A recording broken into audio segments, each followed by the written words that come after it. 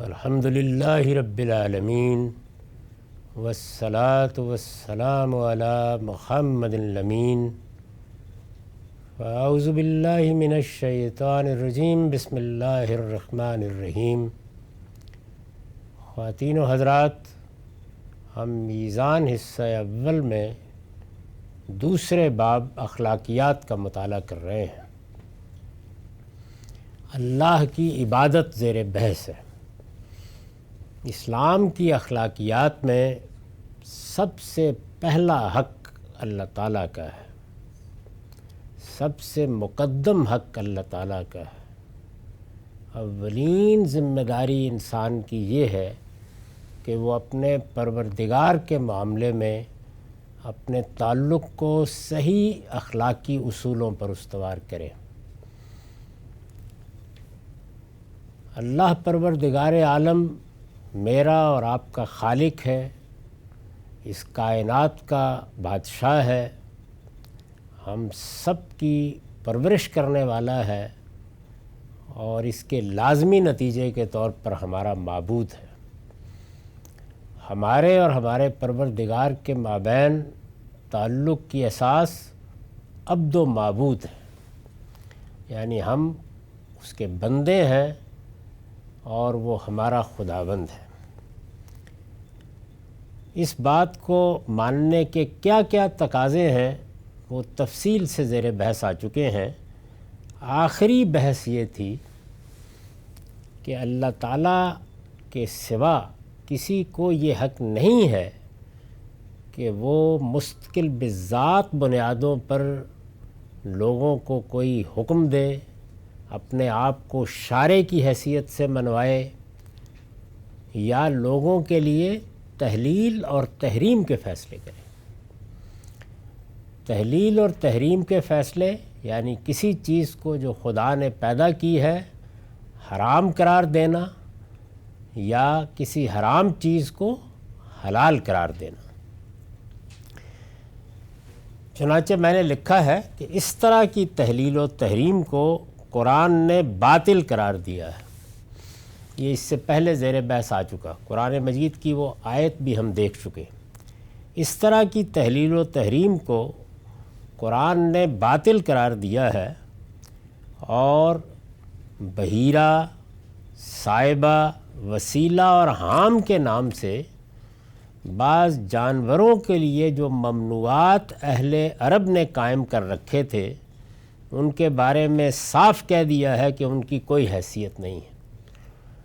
یعنی اللہ نے اگر یہ فیصلہ کیا کہ ہدی کے جانور بھیجے جائیں گے اور یہ اللہ کا شعیرہ ہوں گے، ان کے لیے اگر کوئی آداب مقرر کیے یا ان سے متعلق کوئی پابندیاں عائد کیں یا ان کے بارے میں یہ فیصلہ کیا کہ حرم میں ان کی قربانی کب ہوگی، تو یہ اللہ ہی کا حق ہے۔ یہ کسی اور کا کام نہیں ہے کہ وہ اللہ تعالیٰ کی پیدا کی ہوئی چیزوں کے بارے میں اس طرح کی پابندیاں عائد کرے، اس طرح چیزوں کو جائز اور ناجائز قرار دے۔ ہمارے ہاں بھی اگر آپ غور کر کے دیکھیں تو عوام کی سطح پر ایسی بہت سی چیزیں ہیں جن کے بارے میں یہ تصور کہ وہ مقدس ہو گئی ہیں، وہ مبارک ہو گئی ہیں یا ان کے ساتھ فلاں تعلق رکھنا جائز ہے اور فلاں ناجائز ہے، ان کی یہ چیز حلال ہے اور یہ حرام ہے، ایسی بہت سی چیزیں ملیں گی۔ قرآن مجید یہ بتا رہا ہے کہ اس طرح کی کسی چیز کا بھی اللہ تعالیٰ کے سوا کسی کو اختیار نہیں ہے، نہ کسی پیغمبر کو، نہ کسی صدیق کو، نہ شہداء کو، نہ صالحین کو۔ اس دنیا میں یہ اختیار صرف اس پروردگار کا ہے جو اس کائنات کا خالق ہے، میرا اور آپ کا بھی خالق ہے اور وہی تنہا معبود ہے۔ یہ اس کے تنہا معبود ہونے کا لازمی تقاضا ہے کہ تحلیل و تحریم اصلاً اسی کے ساتھ نسبت رکھے۔ اللہ کے پیغمبر اس کی قائم کردہ تحلیل و تحریم کی وضاحت کرتے ہیں، کسی چیز کو بیان کرتے ہیں، وہ اپنی طرف سے کسی چیز کو حلال یا حرام قرار نہیں دیتے۔ یہ جو تعبیر ہے کہ حلال یا حرام قرار نہیں دیتے، تو اس کا مطلب یہ ہے کہ جس چیز کو اللہ نے حلال ٹھہرا دیا اسے کوئی دوسرا حرام نہیں کر سکتا، اور جس کو اللہ نے حرام ٹھہرا دیا اس کو کوئی دوسرا حلال نہیں کر سکتا۔ اس کا یہ مطلب بعض لوگ بالکل غلط سمجھتے ہیں کہ ہر حلال چیز کے بارے میں بھی آسمان کا فتویٰ چاہیے۔ یہ یوں نہیں ہے، بلکہ دین کی روایت میں جن چیزوں کی حرمت حلت کے فیصلے کیے گئے ہیں، اب کوئی شخص ان فیصلوں کو الٹ نہیں سکتا۔ ہمارے دین میں کچھ چیزیں کھانے کے لیے ممنوع قرار دی گئی ہیں، کچھ کے بارے میں شعیرہ کی حیثیت سے بعض پابندیاں عائد کی گئی ہیں، لیکن وہ سب اللہ کی عائد کردہ پابندیاں ہیں۔ اس طرح کی تحلیل و تحریم کو قرآن نے باطل قرار دیا ہے، یعنی اس کی کوئی حیثیت ہی نہیں ہے سرے سے۔ اور بحیرہ، صائبہ، وسیلہ اور حام، ان کی آگے ہم تشریح کریں گے۔ اور بحیرہ، صائبہ، وسیلہ اور حام کے نام سے بعض جانوروں کے لیے جو ممنوعات اہل عرب نے قائم کر رکھے تھے، یعنی یہ طے کر رکھا تھا کہ فلاں جانور کے ساتھ اب یہ معاملہ نہیں ہوگا، یہ حرام ہے، اور فلاں کو یہ حیثیت دی جائے گی، یہ اس کے لیے طے ہے، اور یہ مذہبی یا دینی حیثیت ہے۔ جیسے مثال کے طور پر ہم یہ دیکھتے ہیں کہ گائے کو بر صغیر میں ایک خاص حیثیت دے دی گئی۔ بعض جانوروں کے بارے میں بھی پرانی کہانیوں کی بنیاد پر ایسے تصورات قائم کر لیے گئے، تو یہ چیز عربوں کے ہاں بھی تھی۔ چنانچہ جو ممنوعات انہوں نے قائم کر رکھے تھے ان کے بارے میں صاف کہہ دیا ہے کہ ان کی کوئی حیثیت نہیں ہے، یعنی یہ بات اللہ ہی کے فیصلے سے ہو سکتی تھی، اور چونکہ اللہ کا ایسا کوئی فیصلہ نہیں ہے تو اب اس تحلیل تحریم کی بھی، ان جانوروں کے بارے میں ان تصورات کی بھی، ان سے متعلق قائم کیے گئے ممنوعات کی بھی کوئی حیثیت نہیں ہے۔ معاف کیجیے۔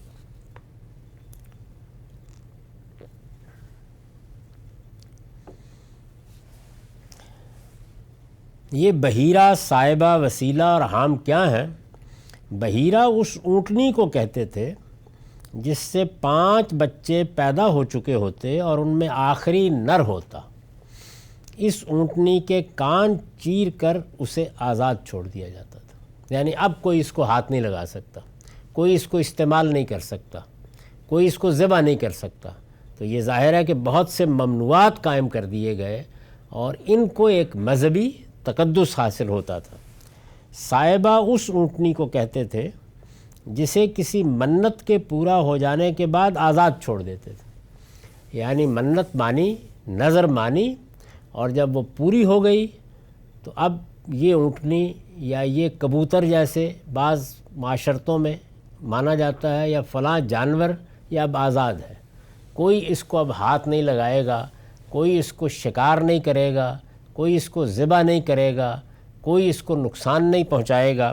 اس طرح کی پابندیاں عائد کر دی جاتی۔ وسیلہ، بعض لوگ نظر مانتے تھے کہ بکری اگر نر جنے گی تو اسے بتوں کے حضور پیش کریں گے، اور اگر مادہ جنے گی تو اپنے پاس رکھیں گے، یعنی یہ بات نظر کے طور پر اپنے اوپر واجب کر لی جاتی تھی کہ ہمارے ریوڑ میں اگر کوئی بکری نر جنتی ہے، یعنی اس کے ہاں بکرا پیدا ہوتا ہے، تو اسے بتوں کے حضور پیش کر دیا جائے گا، یعنی گویا اب وہ معبد کی یا آستھان کی نظر کر دیا گیا ہے، اور اگر مادہ جنے گی تو اپنے پاس رکھیں گے۔ پھر اگر وہ نر و مادہ دونوں ایک ساتھ جنتی، یعنی اب ظاہر ہے کہ اللہ کا فیصلہ اگر یہ ہوا کہ کسی بکری کے ہاں نر اور مادہ ایک ہی وقت میں پیدا ہو گئے تو اس کو وسیلہ کہتے، اور ایسے نر کو بتوں کی نظر نہیں کرتے تھے، یعنی وہ پھر کسی معبد کو پیش نہیں کیا جاتا تھا۔ پیش نہ کرنا یہ اپنی جگہ ایک طے شدہ ممنوع، اور پیش کرنا وہ اپنی جگہ ایک طے شدہ واجب۔ تو اس طرح کی جو تحلیل و تحریم ہے وہ اس وسیلہ کے تصور میں تھی۔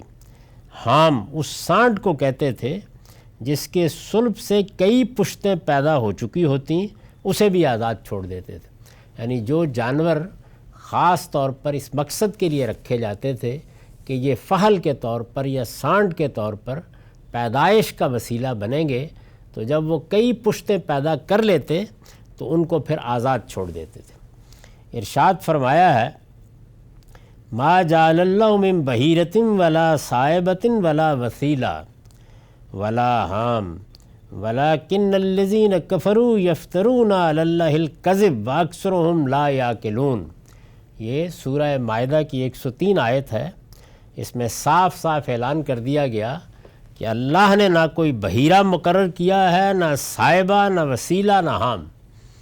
اب ظاہر ہے کہ اگر ہم اپنی طرف سے اس طرح کی کوئی پابندیاں عائد کریں یا ایسے ممنوعات قائم کریں یا اس طرح کے شرائط و حدود قائم کر کے ان کو مقدس قرار دیں تو اس کے بارے میں بھی یہی فتویٰ ہوگا کہ اللہ نے نہ کوئی بحیرہ مقرر کیا ہے، نہ صائبہ، نہ وسیلہ، نہ حام، مگر یہ منکرین اللہ پر جھوٹ باندھتے ہیں۔ یہ ہے در حقیقت وہ بنیاد جس کو سامنے رکھ کر یہ سمجھنا چاہیے کہ یہ تحلیل و تحریم اس درجے میں کیوں پہنچ جاتی ہے کہ اسے شرک قرار دیا جائے۔ یعنی اس تحلیل و تحریم کو اگر آپ کسی طبی پہلو سے بیان کر رہے ہیں تو یہ دنیوی علم کا مسئلہ ہے۔ یعنی آپ کہتے ہیں کہ فلاں جانور کا گوشت نہیں کھایا جائے گا اس لیے کہ اس سے یہ نقصان ہوتا ہے، یہ کوئی حرمت حلت قائم کرنا نہیں ہے۔ یہ تو بالکل وہی معاملہ ہے جو اس دنیا میں اس اسباب کے عالم میں ہم اپنے علم، اپنے مطالعے کی بنیاد پر کرتے ہی ہیں، لیکن جب اس کو اس عالم سے ماوراء کسی تصور سے وابستہ کیا جائے گا تو ظاہر ہے کہ اس میں نہ مشاہدے کی بنیاد پر کوئی علم ہے جسے بنائے استدلال بنایا جائے، نہ کسی استنباط کی گنجائش ہے۔ تو وہ اگر اللہ کی نسبت سے ہے تو اللہ پر جھوٹ باندھا جا رہا ہے، اور اگر اللہ کے سوا کسی اور کی نسبت سے ہے تو جھوٹ در جھوٹ، اس لیے کہ اللہ کے سوا کوئی اور اس عالم سے ماوراء ہے ہی نہیں کہ جو اس کا نظم چلا رہا ہو یا اس کی خلق میں اس کا کوئی حصہ ہو یا اس کی تدبیر امور میں اس کا کوئی حصہ ہو۔ تو اس لیے اللہ تعالیٰ جب اس پر تنقید کرتے ہیں یا اس طرح کی چیزوں پر تنقید کرتے ہیں تو یہی تعبیر اختیار کرتے ہیں کہ یہ افتراء علی اللہ ہے، تم اللہ پر جھوٹ باندھ رہے ہو۔ شرک اللہ پر جھوٹ باندھنا ہے۔ اللہ نے کسی کو شریک نہیں ٹھہرایا، اور اگر وہ ٹھہراتا تو خود بتاتا اپنے پیغمبروں کے ذریعے سے۔ اللہ تعالیٰ نے کسی کو کوئی اختیار نہیں دیا، وہ اختیار اگر دیتا تو یہ بتاتا کہ میں نے فلاں کو دیا ہے۔ اس وجہ سے اگر کوئی اختیارات ثابت کیے جائیں یا ایسی حیثیت بتائی جائے کہ جو ہمارے علم و عقل سے ماوراء ہے تو اس کے لیے خدا کی سند ہونی چاہیے، اور اگر وہ سند موجود نہیں ہے اور پھر بھی اس طرح کا کوئی تصور قائم کیا جاتا ہے کہ فلاں کو یہ حیثیت حاصل ہے، فلاں کو یہ اختیار حاصل ہے، وہ پیغمبر ہے اس لیے حاصل ہے، وہ کوئی ولی ہے اس لیے حاصل ہے، وہ کوئی کتب ہے اس لیے حاصل ہے، تو یہ کیا ہے؟ یہ افتراء علی اللہ ہے، کہ اللہ پر جھوٹ باندھنا ہے۔ اللہ نے جو بات کہنی تھی اپنے بارے میں، اپنے مقرر کردہ اشخاص کے بارے میں، ان کو دیے جانے والے اختیارات کے بارے میں، ان کو حاصل ہونے والی فضیلتوں کے بارے میں، وہ اس نے اپنی کتاب میں بیان کر دی، اپنے پیغمبروں کے ذریعے سے بتا دی۔ اب کسی اور کے لیے یہ جائز نہیں ہے کہ وہ اپنی طرف سے کوئی بات کہے۔ چنانچہ یہ صاف کہہ دیا مگر یہ منکرین اللہ پر جھوٹ باندھتے ہیں، یعنی ان کا جرم یہ ہے کہ یہ الذین کفروا یفترون علی اللہ الکذب واکثرهم لا یعقلون، اور ان میں زیادہ وہ ہیں جو عقل سے کام نہیں لیتے۔ یعنی اگر ادنا درجے میں بھی سوچتے تو کبھی یہ جسارت نہ کرتے۔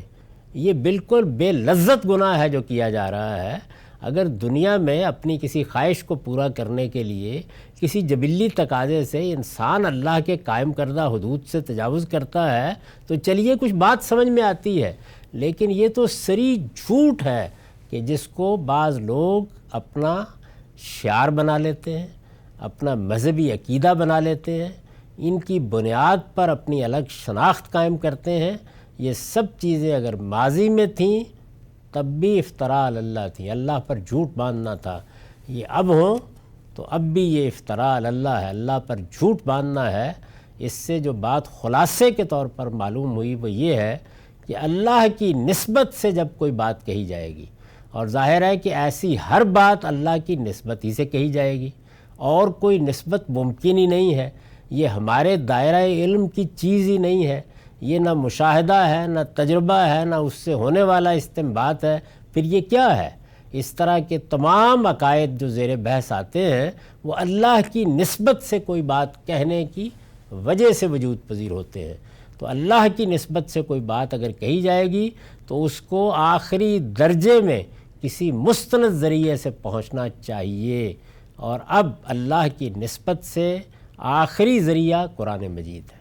اگر کوئی چیز اس میں بیان نہیں ہوئی اور اللہ نے کوئی بات اس میں کسی کے بارے میں نہیں کہی، اس میں کسی کے لیے کوئی اختیار بیان نہیں ہوا، تو پھر محض اپنی عقل سے کام لے کر یا اپنے توہمات، اپنے تصورات کو اس طرح کی بعض چیزوں کی صورت دے کر یہ بات بیان کی جا رہی ہے، تو یہ افتراء علی اللہ ہے، اللہ پر جھوٹ باندھنا ہے، اور یہ ظاہر ہے کہ ایک بدترین جرم ہے۔ اس وجہ سے تحلیل و تحریم کا یہ معاملہ معمولی نہیں ہے، یہ کسی درجے میں بھی نہیں ہونا چاہیے۔ مگر یہ منکرین اللہ پر جھوٹ باندھتے ہیں، اور ان میں زیادہ وہ ہیں جو عقل سے کام نہیں لیتے۔ اللہ کی عبادت کے معاملے میں، یعنی یہ عنوان کیا تھا؟ اللہ کی عبادت۔ کیا مطلب ہے اللہ کی عبادت کا؟ تو اس میں جو مراسم عبودیت کا پہلو ہے پہلے اس کو واضح کیا گیا، پھر جو اس کے اطاعت کا پہلو تقاضے کرتا ہے اس کو واضح کیا گیا، اور اب یہ بات جب ہر لحاظ سے واضح ہو گئی تو خاتمے میں نے لکھا ہے کہ اللہ کی عبادت کے معاملے میں اللہ تعبدوا الا ایہ کا یہی حکم ہے، جس کی بنا پر، یعنی یہ وہ الفاظ ہیں جو اس آیت میں آئے ہیں یا وہاں آئے ہیں جس جگہ کو ہم نے سر عنوان رکھا ہے۔ اللہ کی عبادت کے معاملے میں اللہ تعبدوا الا ایہ، یعنی اللہ کے سوا کسی کی بندگی، کسی کی عبادت نہیں ہونی چاہیے کا یہی حکم ہے، جس کی بنا پر نبی صلی اللہ علیہ وسلم نے بھی قبروں کو سجدہ گاہ بنانے سے منع کیا۔ یعنی جب رسالت میں آپ صلی اللہ علیہ وسلم نے یہ فرمایا کہ تم قبروں کو سجدہ گاہ نہیں بناؤ گے، تو در حقیقت یہی وہ بنیادی حکم ہے جس کے ایک اطلاقی پہلو کو واضح کیا، جس کی بنا پر نبی صلی اللہ علیہ وسلم نے بھی قبروں کو سجدہ گاہ بنانے سے منع کیا، اور فرمایا ہے کہ اللہ یہود و نصارہ پر لعنت کرے، انہوں نے اپنے پیغمبروں کی قبروں کو مسجد بنا لیا۔ مسجد بنا لیا یعنی سجدہ گاہ بنا لیا۔ رخصت ہونے سے پہلے یہ آپ کی آخری نصیحت تھی، جس سے اس کی اہمیت کا اندازہ کیا جا سکتا ہے۔ یعنی جب آپ دنیا سے رخصت ہوئے تو آخر میں جو نصیحتیں آپ کی زبان پر تھی ان میں یہ نصیحت بھی تھی، چونکہ سب سے زیادہ یہی چیز، یعنی کسی پیغمبر کا وجود، کسی پیغمبر سے تعلق، کسی پیغمبر کی حیثیت، وہ ان مفاسد کے پیدا کرنے کا ذریعہ بن سکتی ہے، تو اس کو رسالت مآب صلی اللہ علیہ وسلم نے اپنی وصیت میں یا اپنے آخری الفاظ میں لوگوں پر واضح کرنا ضروری سمجھا۔ رخصت ہونے سے پہلے یہ آپ کی آخری نصیحت تھی، جس سے اس کی اہمیت کا اندازہ کیا جا سکتا ہے۔ اس کے ساتھ یہ باب پایہ تکمیل کو پہنچ جاتا ہے، یعنی اللہ کا کیا حق ہے، اور جو چیز ملحوظ رکھنے کی ہے وہ یہ ہے کہ تمام حقوق ہمارے تعلق سے پیدا ہوتے ہیں۔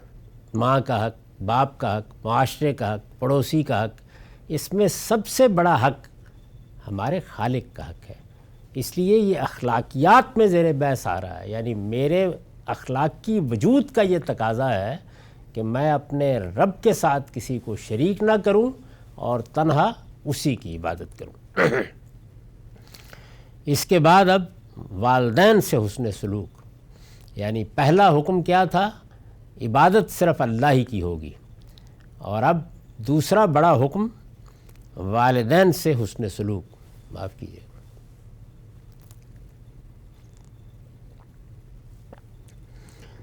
دوسرا حکم یہ ہے کہ والدین سے حسن سلوک کیا جائے۔ اس کی تعلیم تمام الہامی صحائف میں دی گئی ہے۔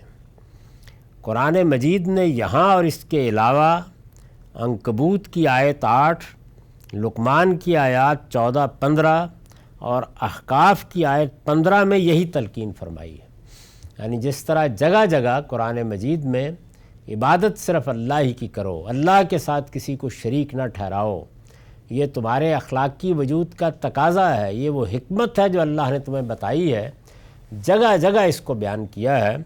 اسی طریقے سے بہت سے مقامات پر والدین سے حسن سلوک کی تاکید فرمائی۔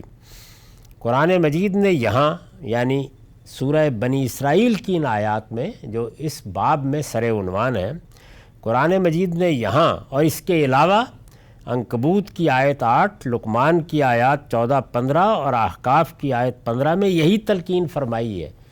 کیا تلقین فرمائی ہے؟ والدین کے ساتھ حسن سلوک کرو۔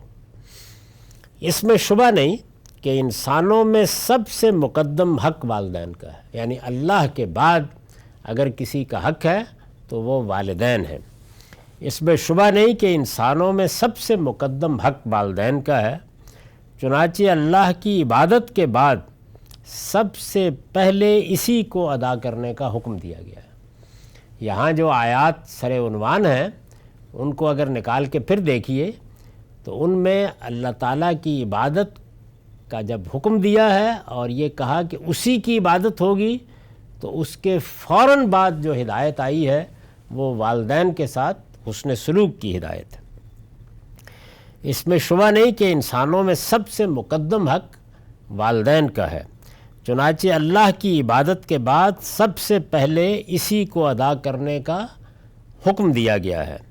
اس کی وجہ یہ ہے کہ انسان کے والدین ہی اس کے وجود میں آنے اور پرورش پانے کا ذریعہ بنتے ہیں۔ اب یہیں سے سمجھ لیجئے کہ والدین کا حق کیوں قائم ہوتا ہے۔ ہر شریف النفس آدمی مان لیتا ہے، اس لیے کہ والدین اس کے وجود میں آنے اور اس کی پرورش کرنے کا ذریعہ ہیں۔ تو جو اس کائنات کا خالق ہے، جو خود انسان کا خالق ہے، جو والدین کا خالق ہے، سوال یہ ہے کہ اس کا حق سب سے مقدم کیوں نہیں ہوگا؟ تو یہ اس لیے ضروری ہوا کہ پہلے یہ بتایا جائے کہ اللہ کے ساتھ ہمارے تعلق کے لازمی نتیجے کے طور پر اس کا کیا حق ہم پر عائد ہوتا ہے۔ اب والدین کا حق، اس کی وجہ یہ ہے کہ انسان کے والدین ہی اس کے وجود میں آنے اور پرورش پانے کا ذریعہ بنتے ہیں۔ لقمان اور احقاف میں یہ حکم جس طرح بیان ہوا ہے اس سے معلوم ہوتا ہے کہ ان میں بھی ماں کا حق زیادہ ہے، یعنی والدین کا حق ہے، والدین سے حسن سلوک کی ہدایت ہے، باپ سے بھی ماں سے بھی، لیکن اسلوب بیان اس طرح کا اختیار کیا ہے کہ یہ معلوم ہوتا ہے کہ ماں کا حق باپ سے بھی زیادہ ہے۔ لقمان کی یہ 14 نمبر آیت ہے، وَوَصَّيْنَا الْإِنسَانَ بِوَالِدَيْهِ حَمَلَتْهُ أُمُّهُ وَهْنًا عَلَى وَهْنٍ وَفِصَالُهُ فِي عَامَيْنِ أَنِ اشْكُرْ لِي وَلِوَالِدَيْكَ إِلَيَّ الْمَصِيرُ۔ اس میں شبہ نہیں کہ ہم نے انسان کو اس کے والدین کے بارے میں بھی نصیحت کی ہے۔ اس کی ماں نے دکھ پر دکھ اٹھا کر اس کو پیٹ میں رکھا اور پیدائش کے بعد کہیں 2 سال میں جا کر اس کا دودھ چھڑانا ہوا۔ ہم نے اس کو نصیحت کی ہے کہ میرے شکر گزار رہو اور اپنے والدین کے، اور یاد رکھو کہ بالآخر میری ہی طرف لوٹ کر آنا ہے۔ تو یہ دیکھیے کہ دوبارہ جب اس کو بیان کیا ہے تو میرے شکر گزار رہو اور اپنے والدین کی، یعنی میرے شکر گزار، میں نے تمہیں زندگی دی، میں نے تمہیں وجود بخشا، میں نے تمہیں نعمتیں دیں، میں نے تمہیں انسان بنایا، میں نے تمہارے ساتھ وعدہ کیا کہ میں تمہیں ابدی زندگی دوں گا، میرے شکر گزار رہو اور اپنے والدین کے۔ بچے کی پرورش کے معاملے میں باپ کی شفقت بھی کچھ کم نہیں ہوتی، لیکن حمل، ولادت اور رضاعت کے مختلف مراحل میں جو مشقت بچے کی ماں اٹھاتی ہے اس میں یقیناً اس کا کوئی شریک و سہیم نہیں ہے۔ یعنی ہم جو کچھ بھی کر لیں اور جتنی بھی مدد کر لیں، بہرحال اصل ذمہ داری تمام مراحل میں ماں ہی کی ہوتی ہے، اور یہ مشقت وہی اٹھاتی ہے۔ حمل کی مشقت، ولادت کی مشقت، جس میں کم و بیش ہر عورت زندگی اور موت کے مراحل سے گزرتی ہے، اور رضاعت۔ اب ظاہر ہے کہ رضاعت تو ایک تعبیر ہے کہ دودھ پلانا ہے، اصل میں اس کے بعد بچے کے لیے جاگنا ہے اور اس کی پرداخت کرنی ہے، اس کی ضرورتیں پوری کرنی ہیں، اس کی غلاظتیں صاف کرنی ہیں۔ یہ سب چیزیں اس میں باپ بھی حصہ بٹاتا ہے، لیکن زیادہ تر ماں ہی یہ ذمہ داری اٹھاتی ہے۔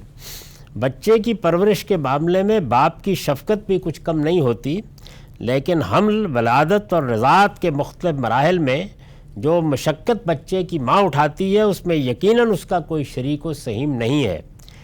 نبی صلی اللہ علیہ وسلم نے بھی اسی بنا پر ماں کا حق باپ کے مقابلے میں 3 درجے زیادہ قرار دیا ہے۔ یہ بخاری کی جس روایت میں ہے اور مسلم میں اس کا حوالہ نیچے دے دیا گیا ہے۔ تاہم اس فرق سے قطع نظر اللہ تعالیٰ کی نصیحت ان دونوں ہی کے بارے میں یہ ہے، یعنی یہ ایک فرق ہے لیکن دونوں کے بارے میں نصیحت کیا ہے؟ یہ ہے کہ اپنے پروردگار کے بعد انسان کو سب سے بڑھ کر انہی کا شکر گزار ہونا چاہیے۔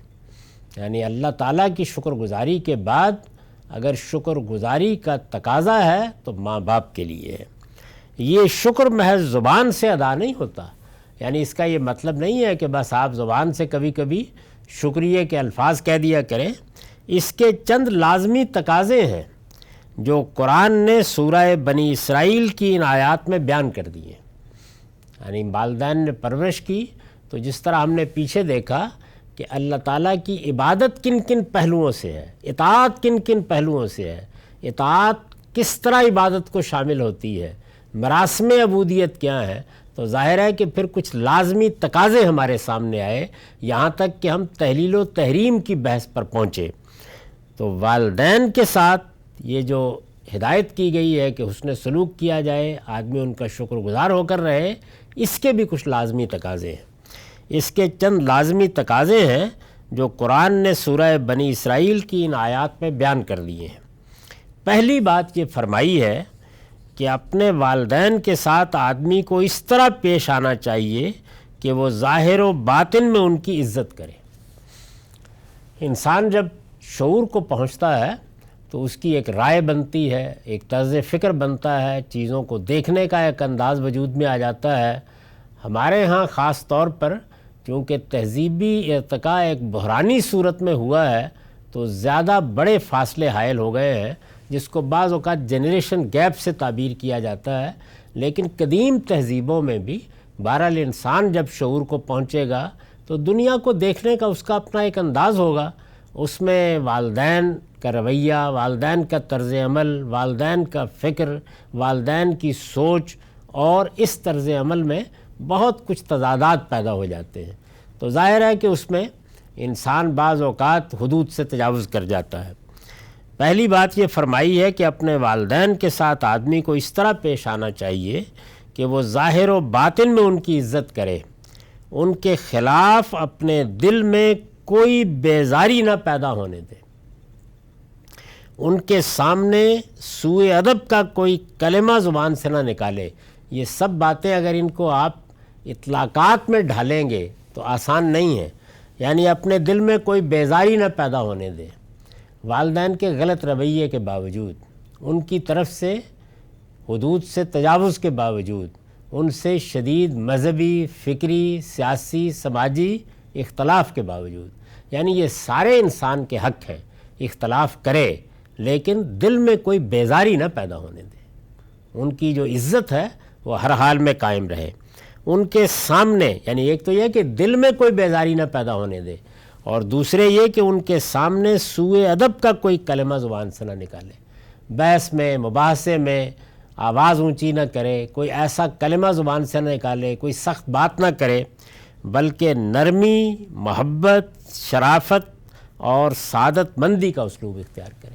یہ آسان نہیں ہے، یعنی دنیا میں چونکہ انسان کو والدین کے ساتھ ایسے مراحل سے گزرنا پڑتا ہے جس میں اختلافات پیدا ہوتے، بڑھتے، بلکہ بہت شدید بھی ہو جاتے ہیں، اور یہ اختلافات مذہبی بھی ہو سکتے ہیں، سیاسی بھی ہو سکتے ہیں، سماجی بھی ہو سکتے ہیں، معاشرتی بھی ہو سکتے ہیں۔ ان میں والدین کی رائے، ان کا رویہ، ان کا طرز عمل غیر عادلانہ بھی ہو سکتا ہے۔ اس سب میں یہ نہیں کہ ان کی خوشنودی کے لیے آدمی کوئی خلاف انصاف بات کر دے یا عدل کے خلاف کوئی کام کرے، ان میں سے کسی چیز کی اجازت نہیں ہے۔ اگر وہ کوئی غلط بات کرتے ہیں تو صاف صاف ان کی خدمت میں عرض کیا جائے گا کہ یہ بات غلط ہے، یہ چیز نہیں جس سے روکا جا رہا ہے، لیکن بات کیسے کرنی ہے، یہ کہنا کیسے ہے۔ اگر کوئی بحث پیدا ہو گئی ہے تو اس میں اسلوب کیا اختیار کرنا ہے، تو سوء ادب کا کوئی کلمہ زبان سے نہ نکالے، بلکہ نرمی، محبت، شرافت اور سعادت مندی، یعنی یہ ظاہر ہے کہ اختلافات ہی کے موقع پر عام حالات میں تو کوئی مسئلہ پیدا نہیں ہوتا، تضادات پیدا ہو جائے، فکر و نظر میں تصادم پیدا ہو جائے، تب بھی نرمی، محبت، شرافت اور سعادت مندی، ان کی بات مانے اور بڑھاپے کی ناتوانیوں میں ان کی دلداری اور تسلی کرتا رہے۔ بات مانے یعنی وہ بات جس کا ماننا جائز ہے۔ یہ چیز تو ہر جگہ ملحوظ ہوتی ہے، کیونکہ ہمیں اللہ تعالیٰ نے پابند کر دیا ہے کہ ہم جب حق بات کرنے کا موقع ہوگا یا کسی کا حق ادا کرنے کا موقع ہوگا یا کسی کے ساتھ زیادتی کا اندیشہ ہوگا تو کسی حال میں بھی، خواہ وہ والدین ہوں، کسی کی کوئی خلاف عدل بات نہیں مانیں گے۔ وہ اپنی جگہ ایک فریضہ ہے، ذمہ داری ہے، بلکہ ایمان کا تقاضا ہے، لیکن والدین کے ساتھ حسن سلوک کا تقاضا یہ ہے کہ اس طرح کے موقعوں پر نرمی کا، شرافت کا، محبت کا اور سعادت مندی کا طریقہ اختیار کیا جائے، تو ان کی باتیں مانی جائیں۔ یعنی عام حالات میں کوئی وجہ نہیں ہے کہ ان کی بات نہ مانی جائے۔ وہ بات انسان کی زندگی پر اثر انداز ہو رہی ہے، وہ بات خلاف عدل کہی جا رہی ہے، وہ اللہ کے دین کی کسی ہدایت کے خلاف ہے، تو شائستگی سے اس کو ماننے سے معذرت کر دی جائے گی، لیکن یہ سعادت مندی کے احساس کے ساتھ، یہ شرافت کے ساتھ، یہ محبت اور نرمی کے ساتھ، اور بڑھاپے کی ناتوانیوں میں ان کی دلداری اور تسلی کرتا رہے۔ یہ بڑھاپا معمولی چیز نہیں ہوتی، اس میں انسان کھانے کمانے کے قابل نہیں رہتا، وہ بالکل منحصر ہو کر ہو سکتا ہے کہ رہ جائے، کسی بیماری میں مبتلا ہو جائے، اپنے لیے اپنی ضرورتوں کو پورا کرنے کا سامان بھی نہ کر سکے، تو اس بڑھاپے کا حوالہ اس لیے دیا گیا ہے۔ میں نے لکھا ہے کہ اس بڑھاپے کا حوالہ خاص کر جس مقصد سے دیا گیا ہے اس کی وضاحت استاذ امام امین احسن اصلاحی نے اس طرح کی ہے۔ یہی زمانہ ہوتا ہے جس میں ان لوگوں کو ماں باپ بوجھ محسوس ہوتے ہیں جو ان کی ان قربانیوں اور جاں فشانیوں کو بھول جاتے ہیں جو انہوں نے ان کے لیے بچپن میں کی ہوتی۔ یعنی چونکہ ایک لمبا عرصہ گزر چکا ہوتا ہے، انسان بہت توانا ہو چکا ہوتا ہے، اس وقت اس کے سامنے زندگی کے مقاصد، زندگی کی کامیابیاں اور معلوم نہیں کیا کیا چیزیں ہوتی ہیں، تو وہ یہ فراموش کر بیٹھتا ہے کہ میں کتنا ناتواں تھا جب مجھے ان کی آغوش میں ڈالا گیا تھا، اور انہوں نے اس وقت میرے لیے کیا کچھ کیا۔ یہی زمانہ ہوتا ہے، یعنی بڑھاپے کا زمانہ، یہی زمانہ ہوتا ہے جس میں ان لوگوں کو ماں باپ بوجھ محسوس ہوتے ہیں جو ان کی ان قربانیوں اور جاں فشانیوں کو بھول جاتے ہیں جو انہوں نے ان کے لیے، یعنی والدین نے ان کے لیے بچپن میں کی ہوتی ہیں۔ سعادت مند اولاد تو اس بات کو یاد رکھتی ہے کہ جس طرح کبھی ایک مضغہ گوشت کی صورت میں، یعنی گوشت کی ایک بوٹی ہی تھا انسان جب ماں کے پیٹ میں تھا، سعادت مند اولاد تو اس بات کو یاد رکھتی ہے کہ جس طرح کبھی ایک مضغہ گوشت کی صورت میں مجھ کو اپنے والدین کی گود میں ڈالا گیا تھا۔ یعنی جب جیتا جاگتا بچہ پیدا ہوتا ہے تو اس وقت بھی وہ ایک مضغہ گوشت ہی ہوتا ہے، یعنی نہ اپنا کوئی کام کر سکتا، نہ اپنی کوئی ضرورت بتا سکتا، نہ اپنی کوئی ضرورت خود پوری کر سکتا۔ کہ جس طرح کبھی ایک مضغہ گوشت کی صورت میں مجھ کو اپنے والدین کی گود میں ڈالا گیا تھا، اسی طرح اب میرے والدین ہڈیوں کے ایک ڈھانچے کی صورت میں میرے حوالے کیے گئے، یعنی بالکل وہی ترتیب الٹ جاتی ہے۔ جس طرح سے بچہ ناتوان والدین کی آغوش میں ڈالا جاتا ہے، بڑھاپے میں والدین بالکل وہی صورت اختیار کر کے بچوں کی آغوش میں ڈال دیے جاتے ہیں۔ اسی طرح اب میرے والدین ہڈیوں کے ایک ڈھانچے کی صورت میں میرے حوالے کیے گئے ہیں، اور میرا فرض ہے کہ میں ان کے احسان کا بدلہ احسان کی صورت میں دوں، لیکن ہر شخص اس بات کو یاد نہیں رکھتا۔ یہ اسی بات کی یاد دہانی ہے، ورنہ اصل حقیقت یہ ہے کہ والدین ہر دور میں محبت، تعظیم اور احسان کے حقدار ہیں۔ یعنی ویسے تو ہر زمانے میں، ہر دور میں، جوانی میں، لڑکپن میں، ہر موقع پر ایسا ہی ہونا چاہیے، لیکن خاص طور پر بڑھاپے کا حوالہ قرآن نے اس لیے دیا ہے تاکہ لوگوں پر یہ بات واضح رہے کہ یہی ان کی ناتوانی کا زمانہ ہے، اسی میں وہ بے بسی کے ساتھ اپنے بچوں ہی پر انحصار کے لیے مجبور ہو جاتے ہیں۔ دوسری بات یہ فرمائی ہے، یہ پہلی بات تھی، معاف کیجیے، دوسری بات یہ فرمائی ہے کہ والدین کے ساتھ اطاعت و فرما برداری کے بازو ہر حال میں جھکے رہیں، یعنی آدمی کبھی یہ احساس نہ ہونے دیں، بات نہ مانے، نہ ماننے کی بھی بہت سی باتیں ہوتی ہیں، وہ دینی، مذہبی، فکری، سماجی، ہر طرح کی ہو سکتی ہیں، وہ والدین کی بات نہ مانے، لیکن اس کا انداز یہی ہونا چاہیے کہ وہ اطاعت اور فرما برداری کے بازو جھکائے ہوئے ہے۔ دوسری بات یہ فرمائی ہے کہ والدین کے سامنے اطاعت و فرما برداری کے بازو ہر حال میں جھکے رہیں، اور یہ اطاعت و فرما برداری تمام تر مہر و محبت اور رحمت و شفقت کے جذبے سے ہونی چاہیے، یعنی اس لیے نہیں کہ چھدا اتارنا ہے، اس لیے نہیں کہ لوگوں کو دکھانا ہے، یعنی یہ حقیقی جذبہ ہونا چاہیے آدمی کے اندر۔ اس کے لیے وَخْفِضْ لَهُمَا جَنَاحَ الذُّلِّ مِنَ الرَّحْمَةِ کی تعبیر اختیار کی گئی ہے۔ اس میں یہ تلمیح ہے کہ والدین جس طرح بچے کو پرندوں کی طرح اپنے بازوؤں میں چھپا کر رکھتے ہیں، بچوں کو بھی چاہیے کہ ان کے بڑھاپے میں اسی طرح ان کو اپنی محبت و اطاعت کے بازوؤں میں چھپا کر رکھیں۔ یعنی یہ جو بازوؤں میں چھپا کر رکھنے یا اپنے بازو جھکائے رکھنے کی تعبیر ہے، وہ قرآن نے اس لیے اختیار کی ہے تاکہ اس کی تصویر سامنے رہے، اس لیے کہ والدین کی شفقت کا حق اگر کچھ ادا ہو سکتا ہے تو اسی جذبے سے ہو سکتا ہے، اس کے بغیر یہ حق ادا کرنا کسی شخص کے لیے ممکن نہیں ہے۔ یہ اسلامی اخلاقیات ہے جس کو ہم سمجھ رہے ہیں، ہمارے دین نے کیا اخلاقیات سکھائی ہے، اللہ کے معاملے میں کیا ہونا چاہیے وہ ہم دیکھ چکے، والدین کے معاملے میں یہ تعلیمات ہیں۔ تیسری بات یہ فرمائی ہے کہ اس کے ساتھ یعنی اطاعت اور فرما برداری کے بازو جھکے رہیں، جس طرح پرندے کو بازوؤں میں چھپا کر رکھا جاتا ہے، اس کو حرارت بہم پہنچائی جاتی ہے، کوئی نقصان نہ پہنچ جائے، اسی طریقے سے والدین کے ساتھ بھی یہی رویہ اختیار کیا جائے۔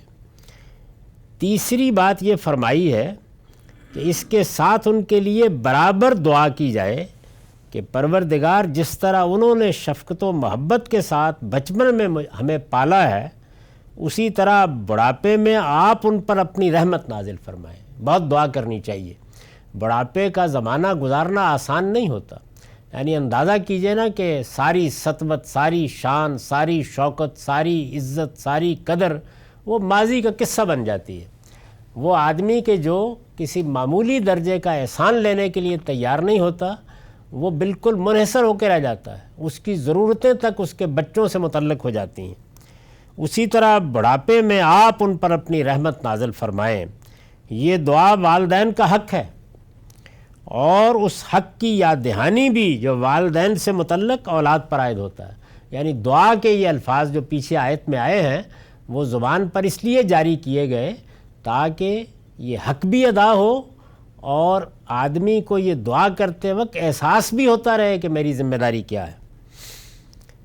پھر یہ اس جذبہ محبت کی محرک بھی ہے جس کا مطالبہ اللہ تعالیٰ نے والدین سے حسن سلوک کے معاملے میں کیا ہے۔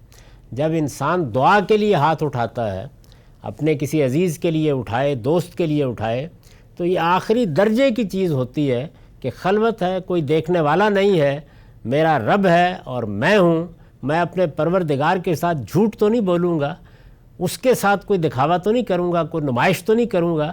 اس پروردگار سے جب یہ دعا کی جاتی ہے تو یہ گویا جذبہ محبت کا محرک بھی بن جاتی ہے۔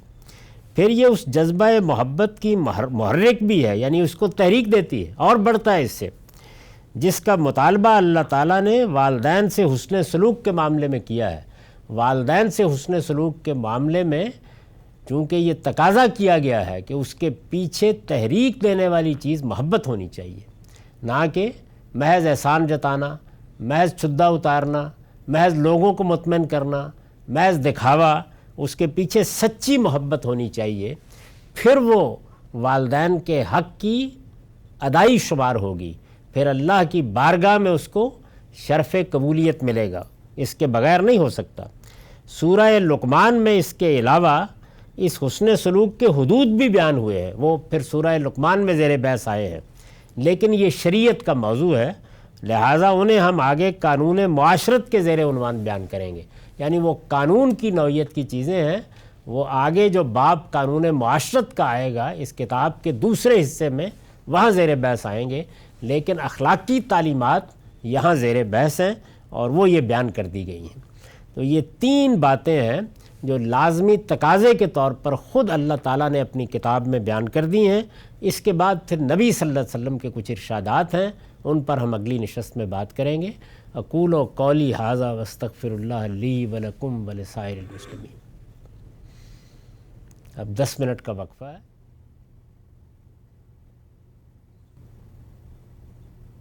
بسم اللہ الرحمن الرحیم۔ اب میں سوالوں کے لیے حاضر ہوں۔ خان صاحب بہت شکریہ آپ کے وقت کا۔ سوالات کے آغاز سے پہلے ہمارے بعض قریبی احباب، ہمارے حلقے کے لوگ، کچھ ہمدرد دوست بیمار ہیں، ان میں سے بعض مشکلات میں ہیں۔ میں نام لے لیتا ہوں، ہمارے ہمدرد محسن دوست، فیس بک پہ لوگ ان سے متعارف بھی ہیں، معروف خطاط ہیں سجاد خالد صاحب، وہ بیمار ہیں۔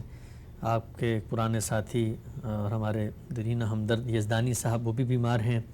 اس طریقے سے کینیڈا میں ہمارے ایک بڑے قریبی دوست ہیں، حلقے کے مہربان ہیں، محمد سید صاحب، ان کے بھانجے کا کراچی میں ایکسیڈنٹ ہوا ہے، تشویشناک حالت میں ہے آخان اسپتال میں۔ اور ہمارے ایک پرانے بزرگ ساتھی کینیڈا ہی میں سید مظہر عابدی صاحب، ان کا انتقال ہوا ہے۔ ان سب حضرات کے لیے آپ اگر اپنے سامعین سے دعاؤں کی درخواست کرتے ہیں۔ میں خود بھی دعا گو ہوں، میں اپنے سب دوستوں سے، سب احباب سے، جو لوگ مجھے سنتے ہیں، درخواست کر رہا ہوں کہ آپ ان سب کے لیے دعا کیجیے، اللہ تعالیٰ ان کو صحت کاملہ عطا فرمائے۔ اس وقت پوری دنیا میں ایک آفت کسی صورت ہے، اور ہر دوسرے تیسرے دن کسی دوست کے بارے میں، احباب میں سے کسی کے بارے میں ایسی خبریں سنتے ہیں۔ ان سب کے لیے اللہ ہی سے درخواست کی جا سکتی ہے۔ میں آپ سے بھی یہی کہتا ہوں کہ آپ اللہ سے درخواست کریں کہ وہ اپنا خاص کرم فرمائے، اپنی خاص عنایت فرمائے اور اس مشکل وقت سے ان کو نکالے۔ اگر کوئی زخمی ہے تو اس کے زخموں کا اندمال ہو، کوئی بیمار ہے تو اس کی بیماری دور ہو، اس کو صحت حاصل ہو، اس کے اثرات سے اسے بچائیں۔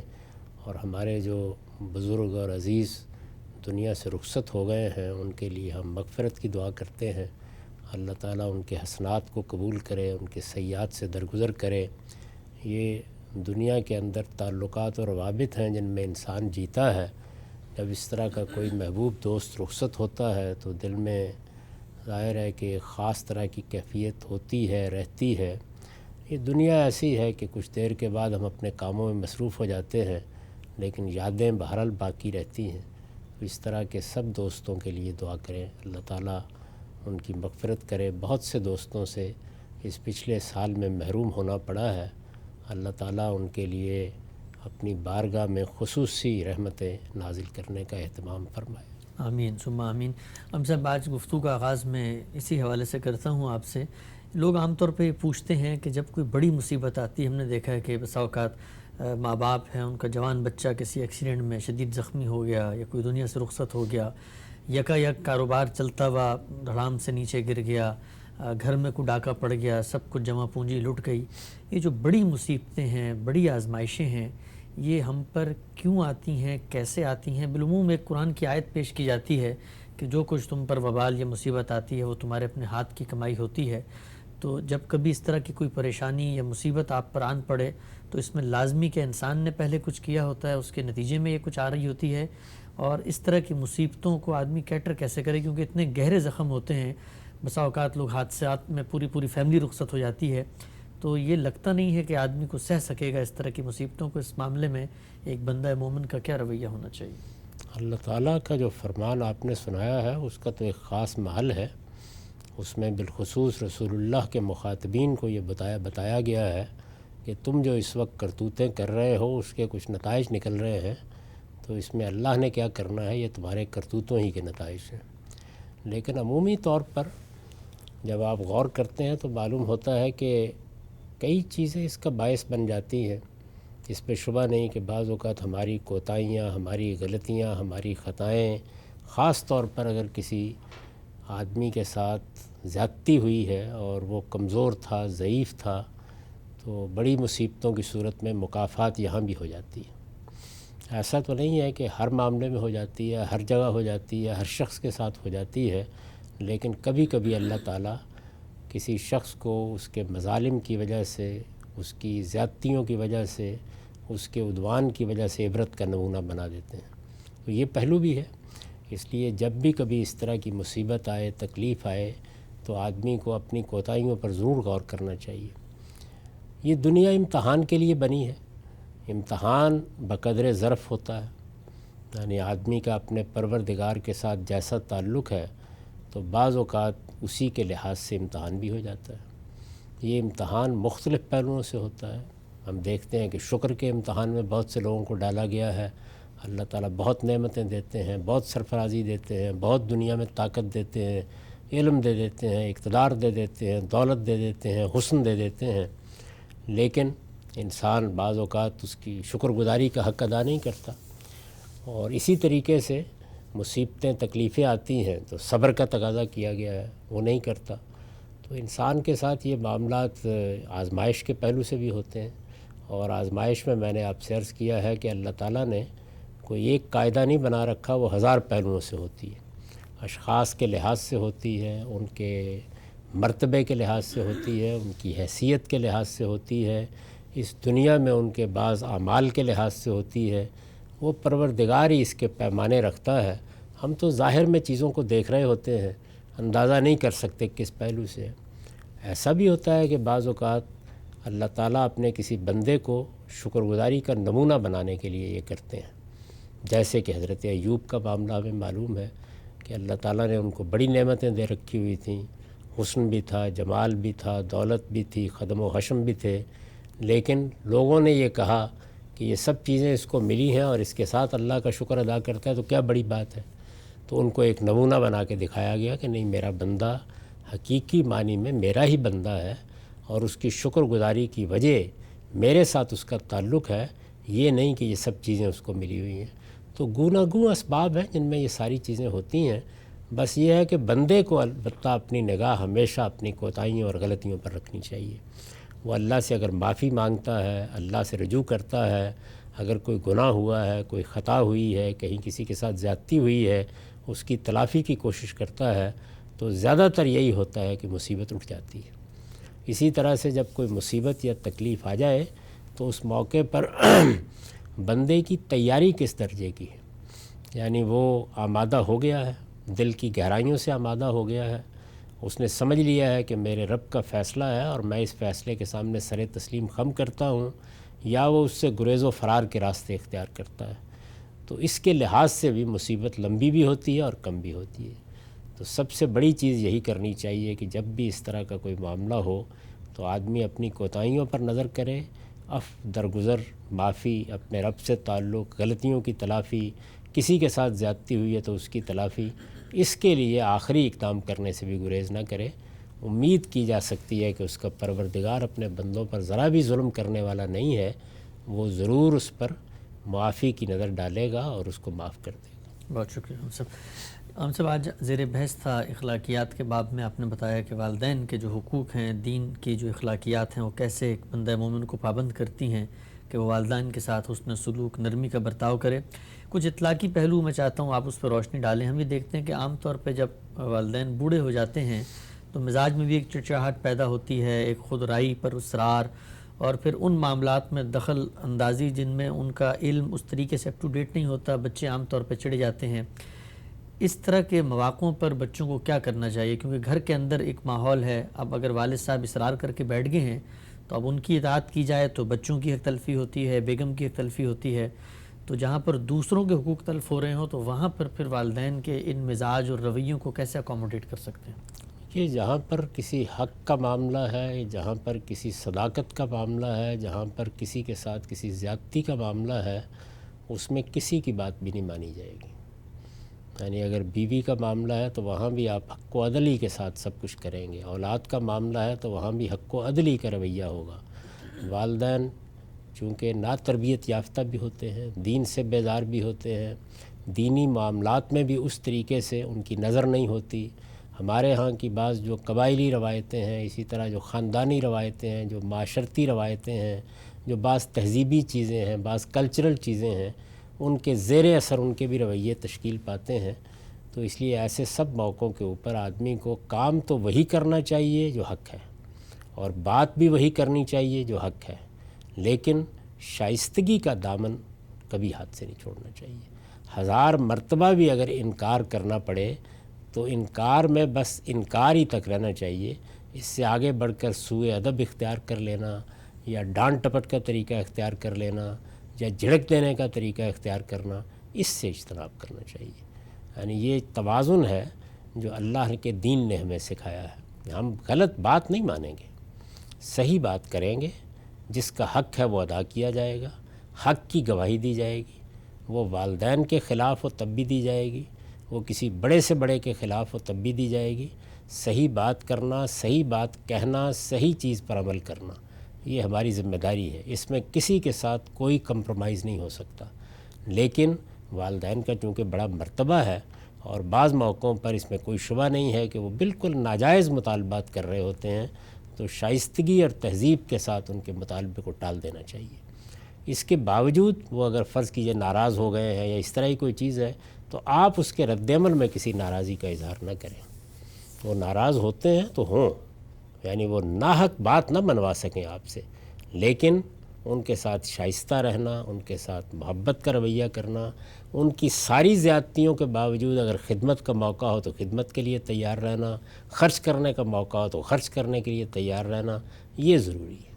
اور یہی تقاضا اللہ تعالیٰ نے ہم سے کیا ہے، حسن سلوک کا تقاضا کیا ہے، غلط باتیں ماننے کا تقاضا نہیں کیا۔ ٹھیک، اگر ہم سے بھی بتائیے گا کہ ہم یہ دیکھتے ہیں عام طور پہ کہ بچے اپنی بیویوں کو بھی پریشرائز کرتے ہیں اور ان سے بھی یہ مطالبہ کرتے ہیں کہ جو معاملہ یا ذمہ داری میری ہے اپنے والدین سے، اس کو تم بھی پوری طرح نبھاؤ اور تم بھی وہی رویہ اپناؤ جو میرا رویہ ہے۔ اور ہم نے دیکھا ہے کہ خود ساس سسر بھی بہوؤں کو اسی طرح ٹریٹ کر رہے ہوتے ہیں جیسے کہ وہ بھی اپنی ہی اولاد کو ٹریٹ کر رہے ہیں، ان کے معاملات میں براہ راست وہ سمجھتے ہیں کہ ان کو یہ حق مل گیا ہے۔